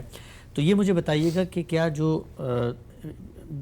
جو بہویں ہیں، جو ڈائریکٹ بیٹیاں نہیں ہیں ان ماں باپ کی، ان کی ذمہ داری کیا وہی ہے جو ان بچوں کی ہوتی ہے؟ اور ہم نے یہ بھی دیکھا ہے کہ بچے اپنی بیویوں پہ تو بہت پریشرائز کرتے ہیں کہ ماں باپ کی خدمت کرو، خود جو ہے وہ 2 قدم بھی نہیں اٹھاتے ان کے لیے۔ یہ بات یہ ہے کہ ان بیویوں کے اپنے والدین ہیں، یعنی وہ والدین کے بغیر تو دنیا میں نہیں آ گئی نا۔ جو لڑکی آپ بیاہ کے لاتے ہیں اسے بھی کوئی بہن بھائی ہیں، کوئی اعزہ اقربا ہیں، والدین ہیں، تو جو حقوق آپ کے والدین کے آپ پر عائد ہوتے ہیں وہ ان کے والدین کے ان پر عائد ہوتے ہیں۔ تو اس وجہ سے یہ کہنا کہ میرے والدین اب تمہارے والدین ہو گئے ہیں اور تمہارے والدین کی کوئی ذمہ داری تم پر عائد نہیں ہوتی، یہ بالکل اللہ تعالیٰ کے دین کی تعلیمات کے خلاف ہے۔ اس کے والدین کے ساتھ اگر آپ حسن سلوک کریں گے، ان کی اگر آپ عزت کریں گے، اس لیے کہ یہ جو رشتے بنتے ہیں یہ بمنزلہ اولاد ہوتے ہیں یا بمنزلہ والدین ہوتے ہیں، والدین تو نہیں بن جاتے۔ جیسے ہم کہتے ہیں کہ استاد بھی بمنزلہ باپ ہوتا ہے، تو بمنزلہ باپ ہونے کا مطلب یہ ہے کہ آپ اپنے والدین کے ساتھ یہ اہمیت ان کو بھی دیں گے۔ ظاہر ہے کہ یہ اہمیت باہمی ہوگی۔ اگر میں اپنی بیوی کے والدین کو عزت دیتا ہوں، اس کے بہن بھائیوں کو عزت دیتا ہوں، اس کے اعزہ اقربا کو عزت دیتا ہوں، میں ان کو بمنزلہ والدین سمجھتا ہوں، تو پھر مجھے توقع کرنی چاہیے کہ وہ بھی بمنزلہ والدین سمجھے۔ لیکن اگر میں خود ایسا نہیں کرتا تو پھر ظاہر ہے کہ مجھے بھی یہ مطالبہ نہیں کرنا چاہیے۔ جب آپ کسی بچی کو بیاہ کر لاتے ہیں تو اس میں اولین ذمہ داری لانے والوں پر عائد ہوتی ہے، اس لیے کہ وہ اپنا گھر چھوڑ کے آتی ہے، اپنی معاشرت چھوڑ کے آتی ہے، اپنا تہذیبی پس منظر چھوڑ کے آتی ہے، اس کی ایک خاص طریقے کی پرورش ہوئی ہے، وہ کسی گھر میں رہی ہے، اس کا ایک ماحول تھا، اس کی کچھ خواہشات تھیں، وہ ان تمام چیزوں کو چھوڑ کر ایک دوسرے گھر کو اپناتی یا اختیار کرتی ہے، تو اس کی حیثیت مہمان کی ہے، آپ کی حیثیت استقبال کرنے والے کی ہے۔ تو اس میں سب سے بڑھ کر تو ساس کو، سسر کو پہلے ماں باپ بن کے دکھانا چاہیے۔ جب وہ ماں باپ بن کے دکھائیں گے اور وہی رویہ اختیار کریں گے جو والدین اختیار کرتے ہیں، ماں باپ اختیار کرتے ہیں، تو پھر ظاہر ہے کہ توقع بھی کر سکتے ہیں۔ لیکن توقعات سے بالا تر رہ کر اپنے رویوں پر نظر رکھنی چاہیے، اپنے فرائض پر نظر رکھنی چاہیے۔ ہمارے دین نے اس ترتیب کو الٹ دیا ہے، یعنی موجودہ زمانے میں تو ہر چیز حقوق سے شروع ہوتی ہے، ہمارے ہاں ہر چیز فرائض سے شروع ہوتی ہے۔ یعنی والدین کی حیثیت سے میرے کیا فرائض ہیں، میری کیا ذمہ داریاں ہیں، مجھے وہ ادا کرنی ہیں۔ اب ظاہر ہے کہ اس کے مقابل میں اولاد کے بھی فرائض ہیں، ان کی بھی ذمہ داریاں ہیں، لیکن ان فرائض کا احساس اسی وقت پیدا ہوتا ہے جب ہم اپنے فرائض ادا کرتے ہیں۔ تو بڑوں کو آگے بڑھ کر شفقت سے، محبت سے سر پر ہاتھ رکھنا چاہیے، اپنی آغوش تربیت میں لینا چاہیے، غلطیوں پر پردہ ڈالنا چاہیے۔ اگر یہ سب کام کیے ہیں، ساس نے اور سسر نے کیے ہیں، تو پھر اس میں کوئی شک نہیں ہے کہ بڑی کوئی لئیم خاتون ہوگی کہ ان کے ساتھ بے عزتی کا سلوک کرے۔ ہو نہیں سکتا یہ، یعنی انسانی فطرت یہی تقاضا کرتی ہے کہ آپ نے جو کچھ کیا ہے آپ کو اس کا صلہ ملتا ہے۔ تو اللہ تعالیٰ سے دعا کرنی چاہیے کہ ہمیں اپنے فرائض کو پہچاننے کی توفیق حاصل ہو۔ ٹھیک ہے، ہم سب آخری پہلو ذرا میں چاہتے ہیں کہ آپ بات کریں۔ ہمارے عام طور پہ جب اس طرح کے موضوعات پہ بات کرتے ہیں تو کہا جاتا ہے کہ یہ بچہ شاید بے ادب ہے اور اپنے فرائض سے بھاگ رہا ہے، یا والدین کی ناقدری اور ناشکری کا پہلو اس میں نمایاں ہو رہا ہے۔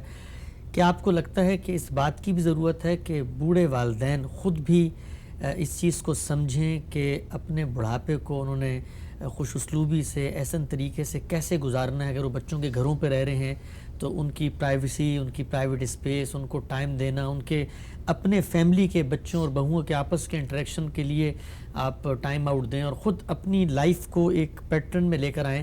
ہم عام طور پہ دیکھتے ہیں کہ جو بوڑھے حضرات ہیں، بڑھاپے میں پہنچ جاتے ہیں تو ان کی زندگی پھر اسی مطالبے ہی میں بسر ہو رہی ہوتی ہے کہ بچے نے میرے لیے کچھ نہیں کیا، میں نے تو اس کے لیے یہ کیا تھا، اور یہ شکوہ کناہ اور یہ نوحے میں وہ دنیا سے رخصت ہو جاتے ہیں، اور دنیا کو بھی یہ میسج جا رہا ہوتا ہے کہ بچہ تو بڑا ہی والدین بیزار ہے اور یہ والدین کی خدمت نہیں کرتا۔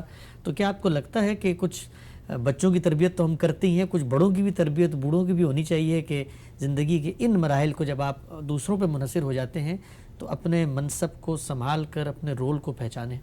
یہ تو پہلے دن سے کرنا چاہیے۔ بچے پیدا ہوتے ہیں تو آپ کا رویہ اور ہوتا ہے، بچے لڑکپن کی عمر کو پہنچتے ہیں تو آپ کو دیکھنا چاہیے کہ اب ان سے معاملہ کیسے کرنا ہے۔ وہ جوان ہو گئے، ان کی شادی ہو گئی، ظاہرہ انہیں فیصلے کرنے ہیں، ان کی اپنی ایک زندگی وجود میں آ گئی ہے۔ تو جو لوگ بھی سمجھدار ہیں والدین میں سے، وہ ماں ہو باپ ہو، وہ اپنے رویے کو مسلسل تبدیل کرتے رہتے ہیں۔ یعنی وہ کون سا وقت تھا کہ جس میں ہر چیز ہم بچوں کی دیکھ رہے تھے، وہ کون سا وقت تھا کہ جس میں کچھ تنبیہ بھی کر رہے تھے، تادیب بھی کر رہے تھے، اب وہ کون سا وقت آیا ہے کہ جہاں سے اس میں محض مکالمہ ہی ہو سکتا ہے، بات ہی ہو سکتی ہے، اور وہ کون سا وقت ہے کہ جب ہم خود منحصر ہو کر رہ گئے ہیں۔ تو بڑھاپے کی عمر کو جب آپ پہنچ رہے ہوں تو اس سے بہت پہلے اپنے آپ کو تیار کر لینا چاہیے۔ یہ تو اللہ ہی کا فیصلہ ہے نا، کب آ جائے، کب اللہ تعالیٰ اٹھا لے۔ کچھ نہیں کہا جا سکتا کہ ناتوانی کا زمانہ گزارنا پڑے، کسی بیٹے کے ہاں رہنا پڑے، کسی بیٹی کے ہاں رہنا پڑے۔ تو اس لیے یہ ضروری ہے کہ آدمی بتدریج اپنے آپ کو ان مراحل کے لیے تیار کرتا رہے۔ وہ اگر تیار نہیں کرے گا تو اپنے لیے بھی خرابیاں پیدا کرے گا اور اپنے ماحول کے لیے بھی خرابیاں پیدا کرے گا۔ اور اس میں سب سے بڑی بات یہی ہے کہ جس وقت آپ کے بچے شعور کی عمر کو پہنچ جائیں تو آپ کوشش کریں کہ اب آپ زیرو مداخلت پر جائیں گے، یعنی اسی وقت یہ ہونا چاہیے۔ یہ صرف یہی نہیں کہ جب آپ بالکل بڑھاپے میں پہنچ گئے، ان کے معاملے میں آپ کا رویہ اب توجہ دلانے کا، محبت سے بات کہہ دینے کا، مناسب موقع پر بات کہہ دینے کا، اس سے زیادہ نہیں ہونا چاہیے۔ اگر آپ ہر موقع کے اوپر ایک تادیب کا عصا لے کے کھڑے ہو جائیں گے، ہر موقع کے اوپر نصیحت کرنے کے لیے تیار ہوں گے، ہر موقع کے اوپر شکوہ پیش کرنے کے لیے تیار ہوں گے، تو سامنے کوئی پتھر تو نہیں ہے نا، انسان ہے، ان کے اندر بھی رد عمل پیدا ہوتا ہے۔ نہیں ہونا چاہیے کسی حال میں، جیسے کہ ابھی ہم نے اس پر بہت بات بھی کی ہے، لیکن سب سے بڑھ کر تو اصل میں ہمارے ہاں بڑے یا بزرگ وہ غلطیاں کرتے ہیں، رویے میں غلطیاں، توقعات میں غلطیاں، مطالبات میں غلطیاں، اور اسی طریقے سے یعنی اس عمر کو پہنچ جانے کے بعد بھی ہر چیز میں مداخلت کرنے کی کوشش۔ تو جب آپ بڑھاپے کی طرف قدم رکھتے ہیں تو سب سے بڑھ کر یہ کام کرنا چاہیے کہ یہ سمجھ لیں کہ جیسے آپ دنیا سے رخصت ہو گئے ہیں۔ تو جس وقت آپ کسی دوسرے کے معاملات میں مداخلت نہیں کریں گے، اپنے حدود کے اندر رہیں گے، آپ توقع بھی اتنی ہی کریں گے جتنی کہ پوری کی جا سکتی ہے، تو امید کی جانی چاہیے کہ اولاد بھی اگر سعادت مند ہے تو وہ آپ کے حقوق ادا کرنے میں کمی نہیں کرے گی۔ یہ بار بار کی مداخلت، بار بار کی نصیحت، بار بار کی تادیب، بار بار کے شکوے، یہ اصل میں دوسروں کو چڑھا دیتے ہیں، تو اس سے اجتناب کرنا چاہیے۔ بہت شکریہ، آپ نے بڑی تفصیل سے اظہار خیال کیا۔ ہم سب یہ اولاد اور والدین کے رشتوں میں جو توازن ہے وہ کیسے قائم ہو۔ آگے بڑھتے ہیں، ایک سوال ہمیں موصول ہوا ہے اور میں چاہتا ہوں انہی کے الفاظ میں آپ کے سامنے رکھ دوں۔ یہ کہتے ہیں کہ غامدی صاحب، آپ فرماتے ہیں کہ انسان کو سب سے پہلے اپنے خیالات و افکار کو تنقیدی نظر سے دیکھنا چاہیے اور روایتی معاملات کا بھی تنقیدی نظر سے جائزہ لینا چاہیے ہے۔ میرا سوال یہ ہے کہ ایک عام انسان جو دین کی مبادیات سے واقف ہے، اس کے ساتھ عام زندگی کے مسائل ہیں، معاش کی جدوجہد ہے، کچھ گھر کی ذمہ داریاں ہیں، اس کو پورا کرنی ہوتی ہیں، اس کے لیے کیسے ممکن ہے کہ وہ پورے دین کا جائزہ لے، دور نبوت سے لے کر اب تک وجود میں آنے والے تمام مکاتب فکر سے آگہی حاصل کرے اور پھر ان میں اپنی ترجیحات قائم کرے؟ ایک بات اس کو یہ زیادہ آسان لگتی ہے کہ جو کچھ قائم شدہ تصورات معاشرے میں رائج ہیں وہ انہی پر کیوں نہ عمل کرے اور عافیت کے ساتھ دنیا سے رخصت ہو جائے۔ یہ جو انہوں نے میری طرف بات منسوب کی ہے، میں نے وہ کبھی نہیں کہی۔ عام آدمی سے یہ کوئی تقاضا نہیں کرتا، یہ باتیں اہل علم کو کہی جاتی ہیں، یعنی جو لوگ علماء ہیں، دانشور ہیں، جنہوں نے اپنے آپ کو علم کے لیے وقف کر رکھا ہے، ان کی ذمہ داری ہے کہ وہ ہر چیز کا تنقیدی جائزہ لیں۔ ان کو یہ نہیں چاہیے کہ وہ محض رد عمل میں کوئی بات کہہ دیں، وہ پروپیگنڈے کے طریقے اختیار کر لیں، وہ چیزوں کو استہزاء کا نشانہ بنائیں۔ ان کو پہلے دن سے اپنے علم کی ترقی کے لیے کریٹیکل انالیسس کا طریقہ اختیار کرنا چاہیے، یعنی ایک تنقیدی جائزہ لیتے رہنا چاہیے، چیزوں کی تنقید اور تحلیل کرتے رہنا چاہیے، اپنے افکار کی بھی، گرد و پیش کے افکار کی بھی، جن افکار سے ان کو سابقہ پیش آ جائے ان کی بھی، یہ ان کے لیے ہے۔ عام آدمی کیا کرتا ہے؟ عام آدمی کا یہ ہے کہ وہ ایک ماحول میں آنکھ کھولتا ہے، اس کے والدین نے کچھ سکھا دیا، اس کے اعزاء نے سکھا دیا، اس کے بڑوں نے سکھا دیا، اس نے سیکھ لیا۔ اب کوئی تنقید اس کے سامنے آتی ہے، کسی چیز کی غلطی اس پر واضح کی جاتی ہے، سوسائٹی میں اللہ تعالیٰ ایسے اسباب پیدا کرتا ہے، اس وقت اس کو بیدار ہو جانا چاہیے۔ اور یہ بیداری یہ کوئی قیمت نہیں مانگتی، اس کے لیے صرف آپ کو تھوڑی توجہ دینے کی ضرورت ہوتی ہے۔ اس میں کوئی آپ کو اپنا گھر نہیں چھوڑنا، کوئی آپ کو اپنا پیشہ نہیں بدلنا، کوئی اپنے معمولات میں خاص فرق نہیں پڑتا۔ جو وقت آپ تفریح کو دیتے ہیں، غور و فکر کو دیتے ہیں، چیزوں کو دیکھنے سمجھنے میں لیتے ہیں، وہ طریقہ اختیار کرنا چاہیے کہ اگر کوئی تنقید ہو گئی ہے، آپ کے پہلے کسی موقف کی غلطی واضح کی جا رہی ہے، کسی روایتی موقف پر کوئی نقد ہو رہا ہے، تو آپ اس کو سنجیدگی کے ساتھ سنیں، اور اگر آپ کو بات معقول لگے تو اس کو اختیار کر لیں۔ تو یوں نہیں ہے کہ بیٹھ جائیں گے پہلے اور تمام چیزوں کی تحقیق کریں گے اور رسالت مآب صلی اللہ علیہ وسلم کے دور سے لے کر اب تک کا سارا علم پڑھیں گے۔ یہ تو علماء کا کام ہے، انہی کو کرنا چاہیے۔ آپ کے سامنے تو کسی صاحب علم کی طرف سے کوئی نقد آ جائے گا، کوئی دوسری رائے آ جائے گی، کوئی حق آ جائے گا، کوئی صحیح بات بیان کر رہا ہوگا، اس کو کس طرح آپ نے توجہ سے سننا ہے اور اتنے دائرے میں کتنی تحقیق کر لینی ہے۔ یہ تحقیق بھی بالواسطہ ہوتی ہے، یعنی کیا ہوگا، آپ اپنے علماء کو جن پہ پہلے اعتماد رکھتے ہیں پوچھ لیں گے کہ اس میں کیا استدلال ہے، اس استدلال کو بھی سن لیں گے۔ ایسے مسائل اگر آپ گننا چاہیں تو 10 20 15 سے زیادہ نہیں ہوں گے، ان کے بارے میں ایک رائے قائم کر لیجئے۔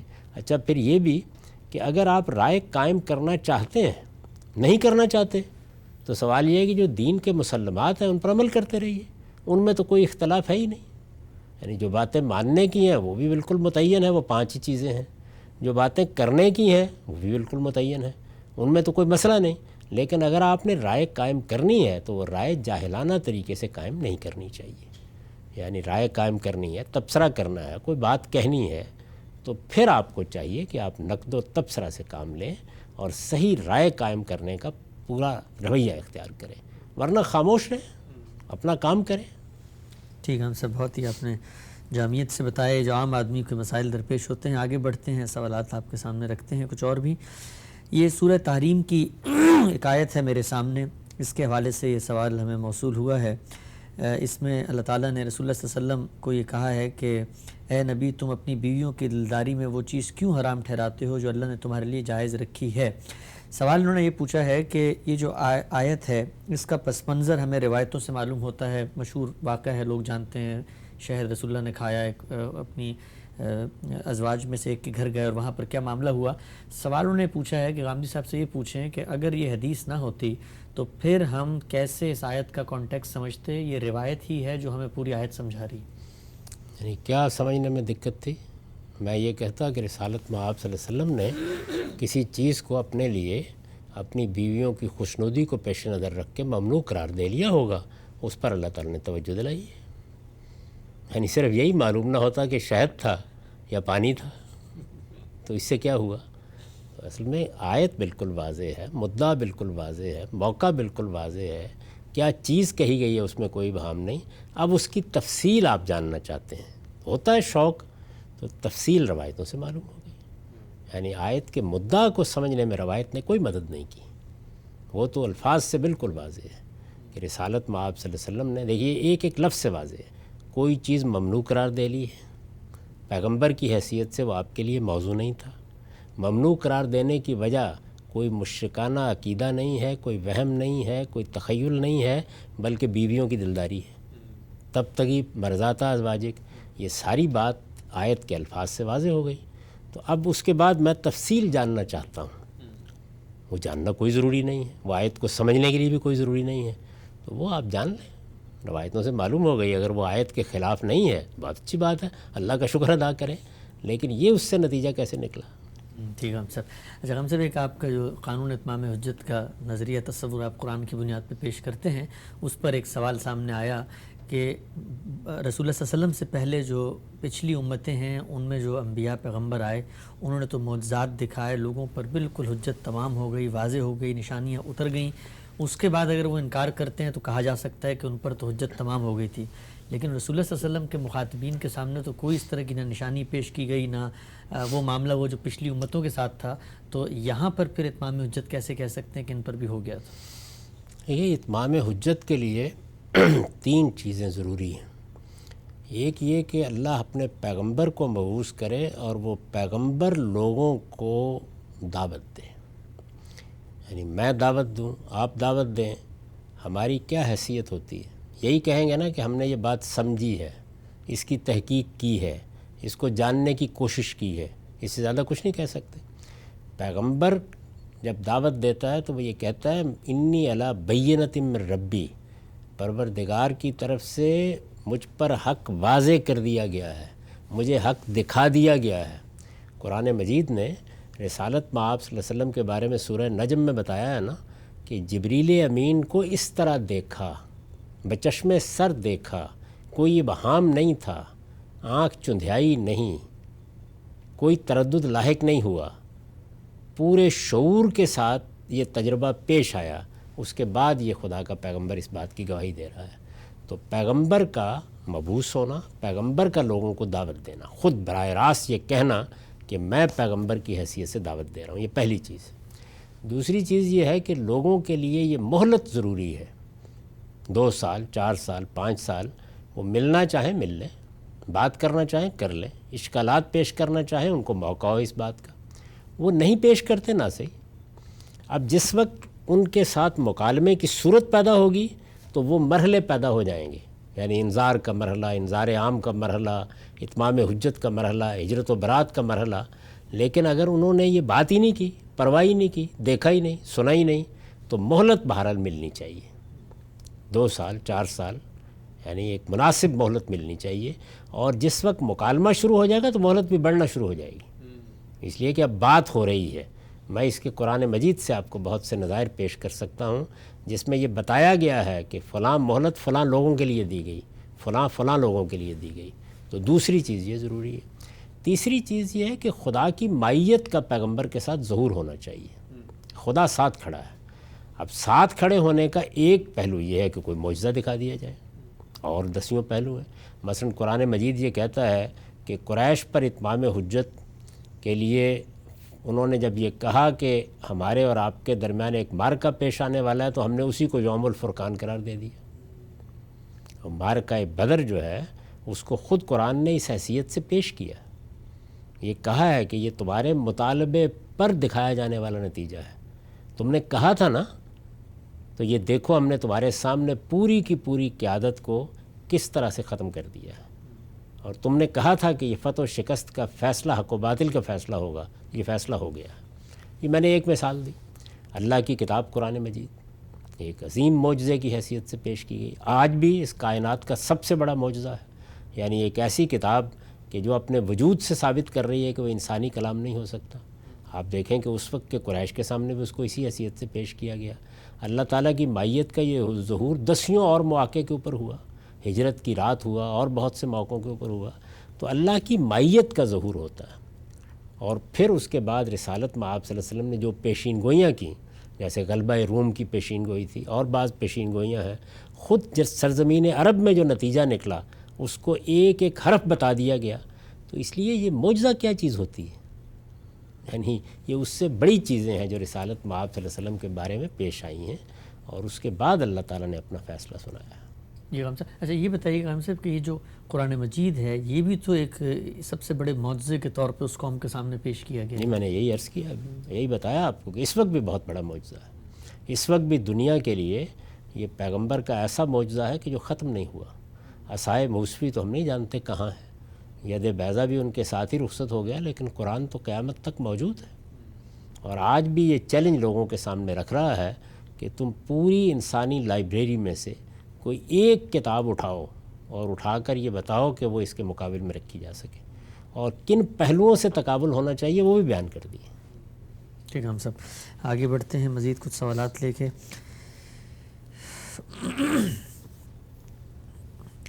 یہ سوال ہے جی کہ آج کل کی میڈیکل سائنس کی کچھ جدید تحقیقات یہ بتا رہی ہیں کہ عورت کے اندر یہ جو ازدواجی تعلقات قائم کرنے کے جذبات ہیں 40-45 سال یا بہت زیادہ 50 سال کی عمر میں وہ ماند پڑ جاتے ہیں، لیکن مردوں کی یہ صورت نہیں ہوتی، تو پھر کیا اس لحاظ سے یہ کہا جا سکتا ہے کہ مرد اپنی فطرت کے لحاظ سے تعدد ازواج کا مستحق ہے؟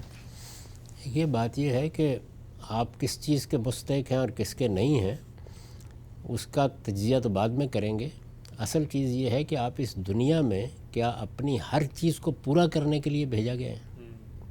بنیادی بات یہ ہے، یعنی یہ دنیا اس اصول پر نہیں بنائی گئی کہ میری فطرت کے جتنے تقاضے ہیں وہ سب کے سب میں پورے کرنے کے لیے یہاں آزاد ہوں۔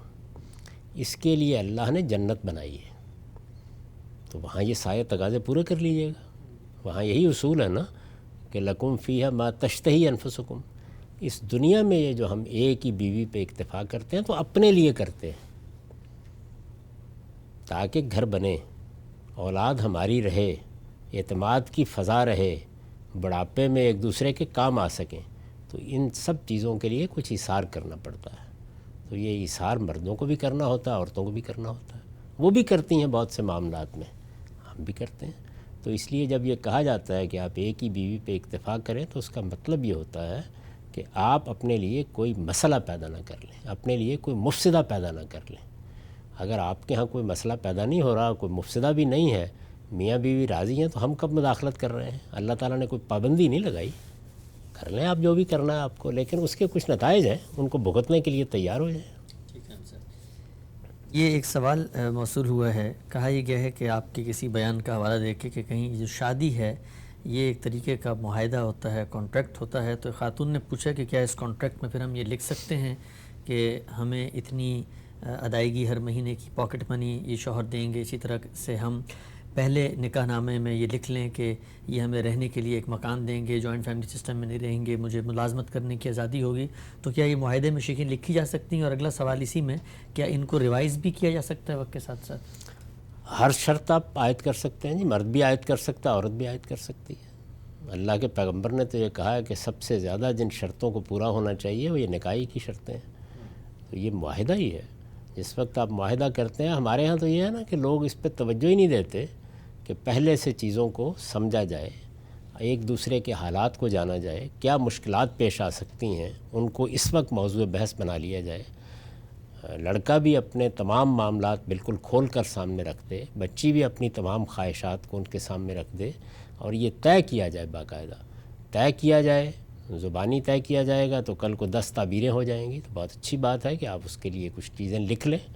تو میرے نزدیک ہر طرح کی شرائط لکھی جا سکتی، سب طرح کی شرائط لکھی، یہاں تک کہ جو حقوق مرد کو حاصل ہیں خاندان کے ادارے کو قائم رکھنے کے لیے، وہ اگر ان کو سرنڈر کرنا چاہتا ہے تو وہ بھی کر دیتا ہے۔ تو جو آپ باہمی طور پر طے کر لیں، اللہ تعالیٰ نے ایک نمونے کا طریقہ تجویز فرما دیا ہے، خیر و برکت اسی میں ہے، اسی کو اپنانا چاہیے۔ لیکن اگر اپنے مخصوص حالات کی وجہ سے، طبیعت کی وجہ سے، مزاج کی وجہ سے کوئی شرائط فریقین ایک دوسرے سے بنوانا چاہتے ہیں تو اس کا حق ہے ان کو، وہ شرائط سامنے رکھ دیں، اس کے بعد جو طے ہو جائے گا پھر اس کی پابندی کرنی چاہیے۔ بعد کے زمانوں میں بھی اگر کوئی تبدیلی کرانی ہے تو پھر باہمی طور پر ہی ہوگی، یعنی یک طرفہ تو نہیں ہو سکتی نا، باہمی طور پر پھر بیٹھ جائیں اور جو شرطیں طے کی ہیں ریوائز کر لیں ان کو۔ تو جس طرح باقی معاہدات ہوتے ہیں یہ بھی ایک معاہدہ ہے، ہونا یہ چاہیے کہ یہ محبت کے جذبے سے پایہ تکمیل تک پہنچے، لیکن اگر کوئی اختلاف ہو جائے گا تو قانونی دستاویزات زیر بحث آئیں گی۔ تو آپ نے جو چیزیں لکھ لی ہیں، جن چیزوں کو طے کر لیا ہے، ان کی پابندی فریقین کو کرنی چاہیے۔ جو چیزیں بھی طے کروانی ہیں، یہ جتنی باتیں آپ نے بیان کی ہیں، ان کے علاوہ بھی کوئی بات طے کرانی ہو تو آپ پہلے بتا دیجیے۔ اگر ہم سب یہ بھی بتائیے گا، ہم آج کل بہت دیکھتے ہیں اور میرا رابطہ رہتا ہے لوگوں سے، تو یہ نوجوانوں میں طلاق کا ریشو بہت بڑھ رہا ہے، غصے کی کیفیت، آپادھاپی، ایک رد عمل، ایک چین بجبی انداز میں آدمی غلبہ حال میں منہ سے طلاق نکل جاتا ہے۔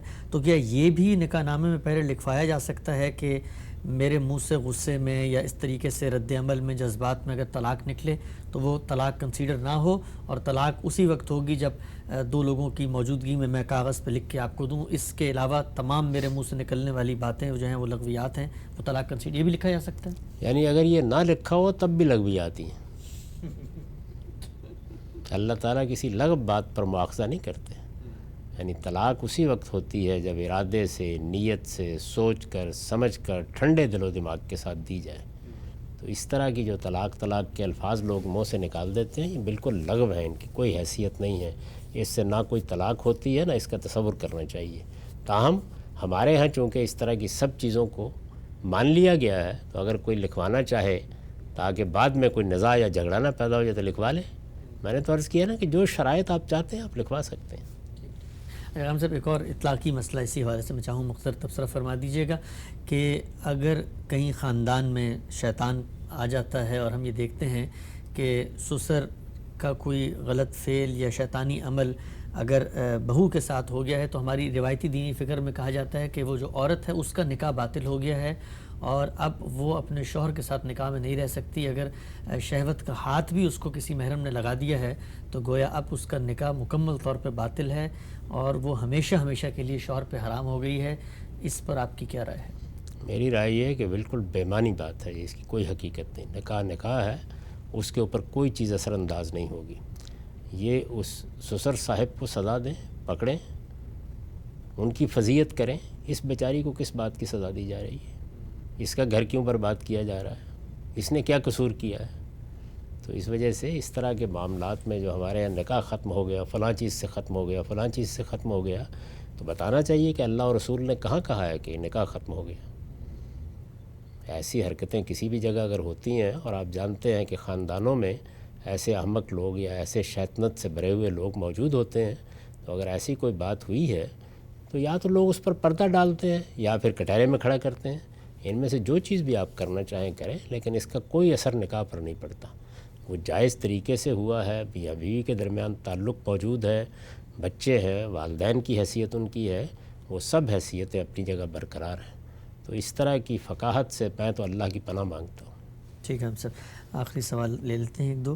یہ سوال ہے غامدی صاحب کہ ایک شخص نے اپنے پیسے قومی بچت اسکیم میں یا بینک میں انویسٹ کر دیے، مثال کے طور پہ 1 لاکھ روپیہ اس کے پاس تھا، اس نے ڈال دیا۔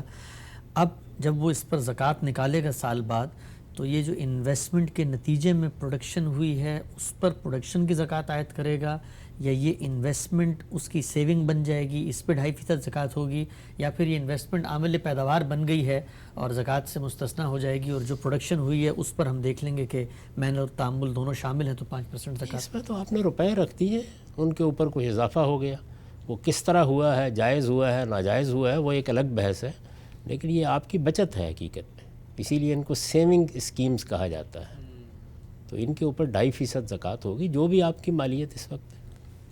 اور یہ بھی بتا دیجیے گا ہم صاحب کہ لوگ جو پروڈکشن پہ زکوٰۃ نکالتے ہیں اس میں جو ویلیو ایڈیشن ہے، ہم آپ کے کچھ پرانے کلپس بھی لوگ عام طور پہ اس کو سن رہے ہوتے ہیں، وہاں شاید بہت صراحت نہیں ہے اس کی، یہ بتا دیں کہ اگر کوئی سونار ہے اس نے 70,000 کا سونا خریدا ہے، ویلیو ایڈیشن کر کے ₹1,00,000 کا بیچ دیا ہے، تو اب یہ جو ₹30,000 کی ویلیو ایڈیشن ہوئی ہے اس پر اس کو پروڈکشن کی زکوٰۃ دینی ہے۔ صنعتی پیداوار میں ایسا ہی کرنا چاہیے، اس لیے کہ اس میں را مٹیریل آتا چلا جاتا ہے، تو چونکہ اخراجات بھی ہوتے ہیں تو پہلی بات تو یہ کہ 5% ہوگی، اور 5% جب لی جائے گی تو اس میں را مٹیریل یا جو کچھ بھی آپ نے باہر سے لیا ہے وہ منہا ہو جائے گا، اور جو ویلیو ایڈیشن ہوئی ہے اسی کو اصل پروڈکشن سمجھا جائے گا، اسی کے اوپر زکوٰۃ عائد ہوگی 5%۔ ہم سب بہت شکریہ، آپ کے وقت کا، ہمارا وقت یہاں ختم ہوتا ہے۔ بہت شکریہ۔